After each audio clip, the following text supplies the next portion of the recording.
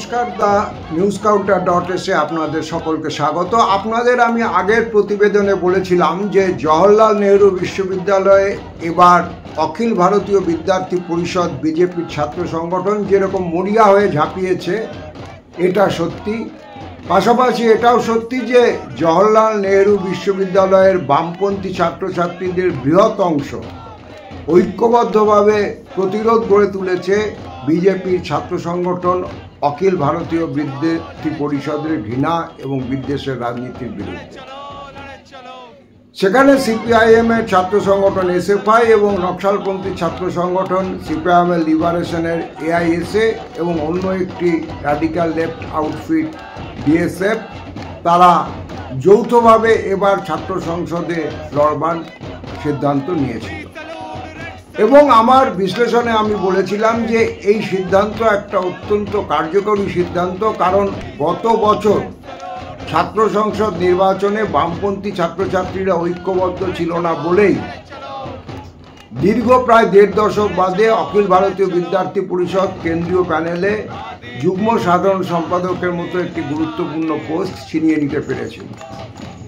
কারণ সেখানে নিকটতম এআইএসএ ডিএসএফ জোটের যে প্রার্থী, তার সঙ্গে এবিভিপি প্রার্থীর যেটুকু তফাৎ ছিল, যে অল্প মার্জিনে অখিল ভারতীয় বিদ্যার্থী পরিষদ প্রার্থী জিতেছিলেন, তার থেকে অনেক বেশি ভোট তৃতীয় স্থানে থেকে এসএফআই কেটে নিয়েছিল। ফলে অখিল ভারতীয় বিদ্যার্থী পরিষদের জেতা সুগম হয়েছে। স্বাভাবিকভাবে গত বছরের যে সাফল্য এবিভিপি পেয়েছে তাতে উদ্দীপিত হয়ে এবং অন্যান্য নানা অনুকূল পরিবেশ সামগ্রিকভাবে যেটা এই মুহূর্তে দেশে বিরাজ করছে, বিভাজনের রাজনীতি, বিদ্বেষের রাজনীতিতে ভর দিয়ে অখিল ভারতীয় বিদ্যার্থী পরিষদ এবারে এই ক্যাম্পাস দখল করবার অভিযান চালিয়েছিল। শেষ পর্যন্ত ফলাফল যা দাঁড়িয়েছে তাতে সেন্ট্রাল প্যানেল থেকে অখিল ভারতীয় বিদ্যার্থী পরিষদ একটা আসনও শেষ পর্যন্ত জিততে পারেনি। 4টে আসন, অর্থাৎ সভাপতির আসন, সহসভাপতির আসন, সহসাধারণ সম্পাদকের আসন, প্রত্যেক কটি আসনে সিপিএমের ছাত্র সংগঠন এসএফআই এবং নকশালপন্থী ছাত্রদের যে ঐক্যবদ্ধ প্যানেল 4টি কেন্দ্রীয় পদে, প্রত্যেক কটাতেই তারা বিজয়ী হয়েছে। এবং তার মধ্যে সভাপতি, সহসভাপতি এই দুটি পোস্টে প্রথম থেকেই বামপন্থী প্রার্থীরা একটানা লিডে ছিল, তাদের কখনো এবিভিপি ছুঁতে পারেনি। কিন্তু সাধারণ সম্পাদক, যেটা অবশ্যই একটা গুরুত্বপূর্ণ পদ, এবং সহসাধারণ সম্পাদক পদ নিয়ে একটা তীব্র প্রতিদ্বন্দ্বিতা চলেছে, এটাও বাস্তব সত্য। এবং শেষ পর্যন্ত দেখা গিয়েছে যে বামপন্থী ছাত্রছাত্রীরা 4টে কেন্দ্রীয় প্যানেলেই জয়লাভ করতে সমর্থ হয়েছে। যদিও সাধারণ সম্পাদকের যে পদ, সেই পদটিতে যে মার্জিন, সে মার্জিনটা খুবই কম। গণনার চূড়ান্ত ফলাফল আমার কাছে এখনো এসে পৌঁছয়নি। আমি শুনেছি যে সেই মার্জিন 100-র নিচে। বাকি পদগুলোতে যেখানে কমফোর্টেবল লিড রয়েছে, এমনকি যে সাধারণ সম্পাদকের অ্যাসিস্ট্যান্ট জেনারেল সেক্রেটারি যে পদ, সাধারণ সম্পাদকের পদ, যে পদটিতে এবিভিপি একটা সময় মাঝখানে লিড নিয়েছিল, কিন্তু পরবর্তীকালে যখন তারা ফাইনাল ল্যাপে পিছিয়ে পড়তে শুরু করে, তারা কখনোই আর বামপন্থী প্রার্থীকে টপকে যেতে পারে। এখন এই জয়, আমি আবারও বলছি, এটা কেবলমাত্র একটা কলেজ, একটা বিশ্ববিদ্যালয়ের জয়ের প্রশ্ন নয়। এই জয় কার্যত ভারতবর্ষের বিভাজনের রাজনীতি, বিদ্বেষের রাজনীতির বিরুদ্ধে গণতান্ত্রিক চেতনা সম্পন্ন ছাত্রছাত্রীদের ঐক্যবদ্ধ যে সংগ্রাম, তার প্রতিফলন। তারা এই জয়কে ছিনিয়ে আনতে পেরেছে। বৃহত্তর পরিষদে, বৃহত্তর সংসদীয় ক্ষেত্রে, যেখানে বা ঐক্যবদ্ধ লড়াইয়ের ক্ষেত্রে, যেখানে এখনো তাদের প্যারেন্ট যে বিভিন্ন রাজনৈতিক দল আছে, তারা এই ঐক্যবদ্ধ প্রতিরোধ রূপায়িত করবার ক্ষেত্রে অনেকভাবে হোঁচট খাচ্ছে, পিছু হচ্ছে। সেখানে কিন্তু যাদব জুনিয়র, এই জেএনইউ বিশ্ববিদ্যালয়ের এই জুনিয়র ছেলেমেয়েরা, তারা কিন্তু একটা দৃষ্টান্ত স্থাপন করেছে। এটা অন্যরকম হতেই পারত, কারণ গত বছরে যে শক্তি সিপিআইএমের ছাত্র সংগঠন এসএফআই এবং নকশালপন্থীদের যে প্যানেল, তাদের মধ্যে ডিফারেন্স ছিল। তারা একে অন্যের বিরুদ্ধে প্রচার চালিয়েছিল, তারা একে অন্যের বিরুদ্ধে প্রার্থী দিয়েছিল এবং তার ফলে সহসাধারণ সম্পাদকের মতো একটা গুরুত্বপূর্ণ পোস্টে এবিভিপি জিততে পেরেছিল। ফলে সেই তিক্ততার লেশ সেটা এবছরও ছায়া ফেলতে পারত, কিন্তু সেখানকার ছাত্র আন্দোলনের নেতৃত্ব তারা যথেষ্ট ম্যাচুরিটির পরিচয় দিয়ে এই জয়কে হাসিল করেছে। এই জয় নিশ্চয়ই মুক্ত চিন্তার পক্ষে যারা, তাদেরকে আশান্বিত করবে, তাদেরকে নতুন করে উদ্দীপ্ত করবে যে ঐক্যবদ্ধ প্রতিরোধের মাধ্যমে বিভাজনের রাজনীতি, বিদ্বেষের রাজনীতিকে রুখে দেওয়া সম্ভব।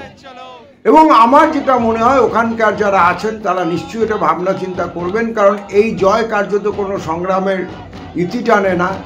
অনেক বেশি দায়িত্ব নিয়ে তাদেরকে কাজ করতে হবে, কারণ তাদের কেবলমাত্র ক্যাম্পাসের দাবি দেওয়া, স্কলারশিপের দাবি দেওয়া, ইউনিভার্সিটি ডে টু ডে মুভমেন্টের দাবি দেওয়া নয়। তাদের কাছে সারা দেশের মানুষ এখন একটা ঐক্যবদ্ধ প্রতিরোধ আন্দোলনের দিক নির্দেশ তার আশা করবে। এবং সেই কারণে আমরা আশা করব যে এই গণতান্ত্রিক শক্তি যেটুকু এখনো এই জোটের বাইরে রয়েছে, যেমন আমাদের দেশের সবথেকে পুরনো ছাত্র সংগঠন এআইএসএফ, যারা সিপিআই এর প্রতি আনুগত্য দেখায় এখন, সেই এআইএসএফ এই জোটের বাইরে ছিল বামপন্থী ছাত্র সংগঠন হয়েও। দলিতদের ছাত্র সংগঠন এই জোটের বাইরে ছিল।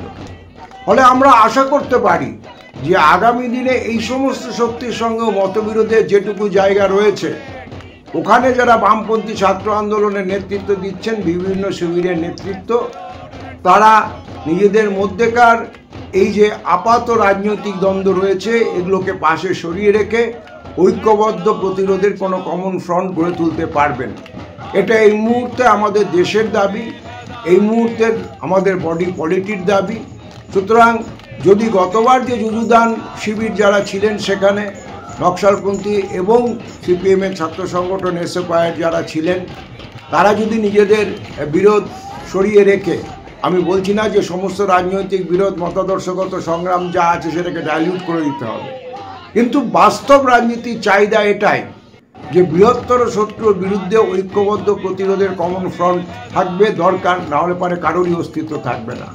সুতরাং এই যে বৃহত্তর ফ্রন্টের তারা সূচনা করেছেন, আগামী দিনে তারা দলিত এবং বামপন্থী অন্যান্য ছাত্র শক্তি যেগুলো রয়েছে তাদেরকে তারা তাদের মঞ্চে হাসিল করতে পারবেন, এটুকু আশা হয়তো সংবেদনশীল মানুষ করতেই পারে। আজকে জেএনইউর বামপন্থী ছাত্র শিবির শুধু নয়, ওখানকার যে সমস্ত ছাত্রছাত্রীরা এই শিবিরকে সমর্থন করেছেন, 4টি কেন্দ্রীয় আসনে তাদের পাশে দাঁড়িয়েছেন, তাদেরকে 4টি আসনে জয়যুক্ত করেছেন। এবং তাদের পক্ষে, বামপন্থীদের পক্ষে আর একটা অবশ্যই ইতিবাচক খবর, প্লাস যে শ্রেণী প্রতিনিধি নির্বাচন হয় প্রতিটা ফ্যাকাল্টিতে আলাদা করে, সাধারণত দেখা যাচ্ছিল গত কয়েক বছরের ট্রেন্ড, সেখানে যে সায়েন্স ফ্যাকাল্টির যে শ্রেণী প্রতিনিধি, সেখানকার নির্বাচনে দেখা যাচ্ছিল যে এবিভিপির অনেক বেশি সংখ্যায় প্রার্থী নির্বাচিত হচ্ছেন। এবার দেখা গেছে যেটা ইতিবাচক দিক, যেটা যে সেই সমস্ত ফ্যাকাল্টিগুলোতে যেগুলোকে এবিভিপির ঘাঁটি হিসেবে ধরে নেওয়া হতো, সেখানেও বহু জায়গায় বামপন্থী প্রার্থীরা জিতেছেন, বহু জায়গায় নকশালপন্থী প্রার্থীরা জিতেছেন। এটা যারা ঐক্যবদ্ধ প্রতিরোধ, বিদ্বেষ এবং বিভাজনের রাজনীতির বিরুদ্ধে করবার কথা ভাবেন, তাদের ক্ষেত্রে এটা একটা খুব গুরুত্বপূর্ণ জায়গা বলে আমি মনে করি। কারণ একটা সন্ত্রাসের আবহাওয়ার মধ্যে জেএনইউতে ভোট হয়েছে, নির্বাচন ঘোষিত হওয়ার সঙ্গে সঙ্গে সেখানে বামপন্থী ছাত্রছাত্রীরা আক্রান্ত হয়েছে। দিল্লি পুরোপুরি কেন্দ্রীয় শাসক দলের এই মুহূর্তে দখলে।